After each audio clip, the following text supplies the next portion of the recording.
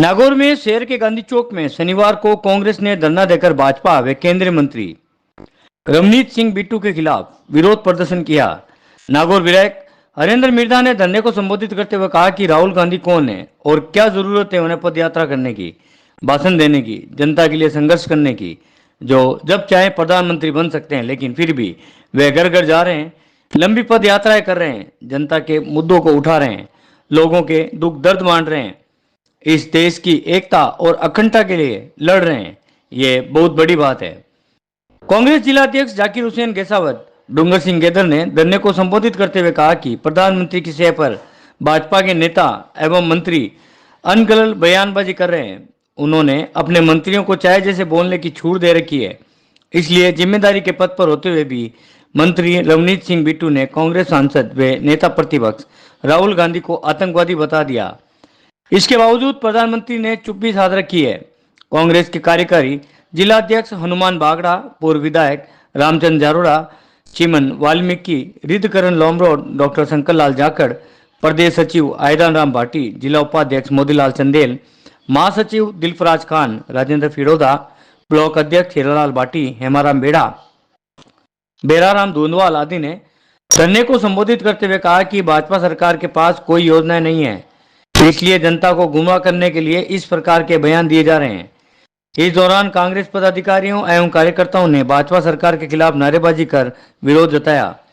धरने में शौकत अली, अब्दुल हमीद होरी, लालाराम नायक, रामूराम सारण, राघवेंद्र मिर्धा, नेमाराम बेड़ा, नाथुराम मेघवाल, दिलीप सिंह चौहान, बीरबल चौधरी, पूनाराम मेघवाल, भवर डाका, जगदीश बागड़िया, भवनलाल कुरकुरिया, अनवर गहलोत, सुरेंद्र सुराणा, श्रवण मानव, हनुमान लोमरोड आदि मौजूद रहे।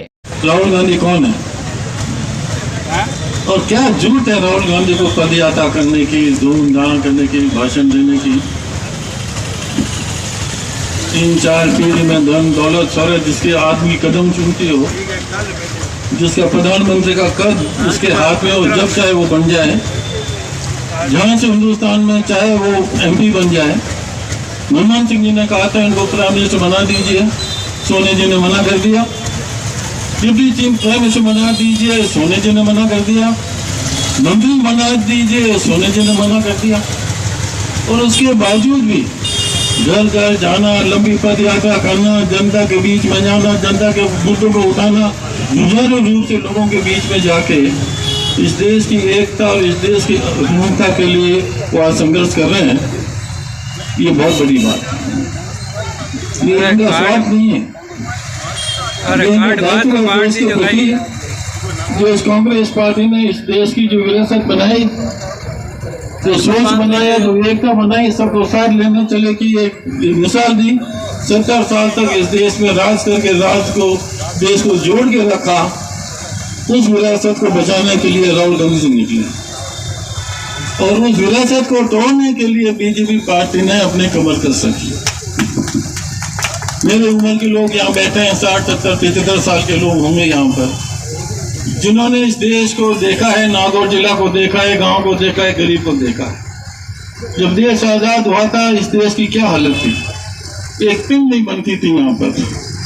और 70 साल में ये दावा है हम लोगों का कि किसी दुनिया के किसी भी देश में इतनी तरक्की नहीं की 70 साल में जितनी तरक्की भारत ने की है।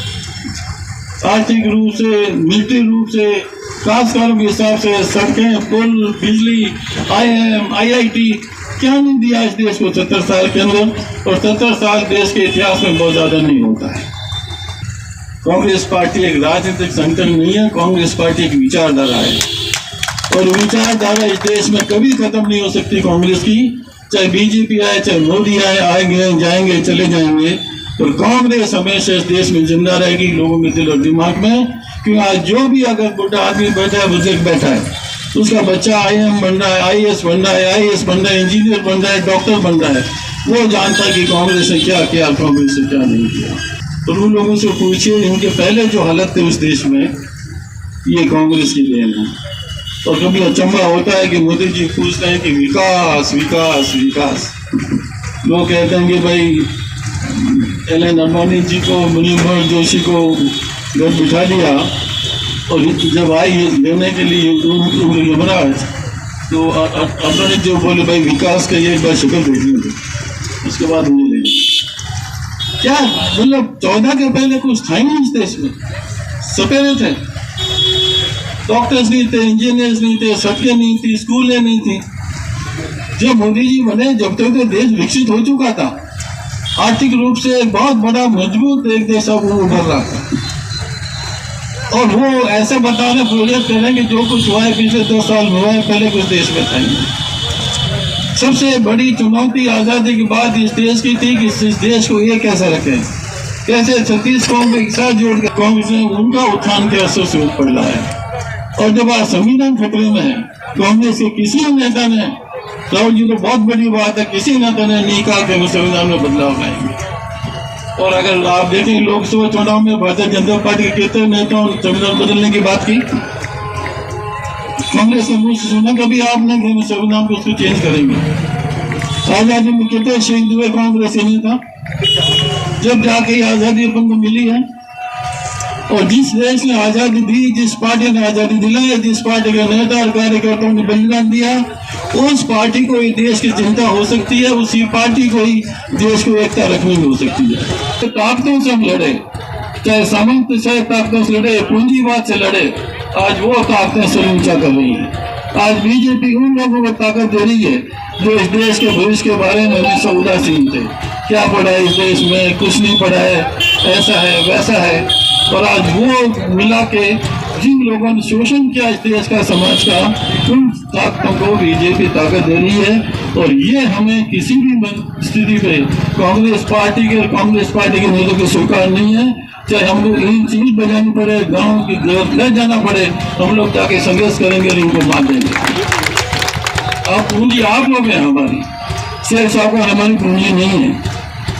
आपके लिए हमने लड़ा है, जो लड़ता है बनाता है, जो संघर्ष करता है, जितना दर्द उस पार्टी को होगा, जितना दर्द उस पार्टी के नेतृत्व होगा, दूसरी पार्टी को दर्द हो नहीं सकता जो बाई चांस मौके से आपको प्राइम मिनिस्टर होंगे सत्ता में आके।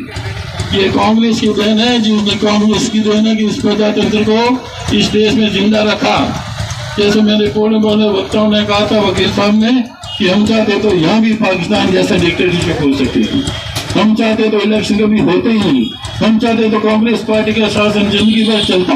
पर हमने वो स्थिति पैदा की कि ऑपोजिशन भी हो, हम भी हों, सब मिलके बैठे, तो विचारधारा मिले नहीं मिले साथ बैठे, चर्चा करें, देश के बारे में चिंता करें, सब लोग साथ बैठ के विचार करके फिर एक नतीजे पर पहुंचे, देश को आगे ले जाएं। और देश के भाग्य बनाने के लिए सब 36 कौम का सब पार्टी को सहयोग हो और प्रेम भाव से हम आगे बढ़े। तो ये जो भी कांग्रेस बनाया, एयरपोर्ट को भेज दो, रेलवे को भी भेज दो, शिपिंग यार्ड को भी भेज दो, सब भेज के 100 करोड़ में छोड़ दो और हम लोग यहाँ बैठ के तंबूरा बजाएं। 24 घंटे हिंदुत्व की बात करती है। हिंदुत्व क्या है?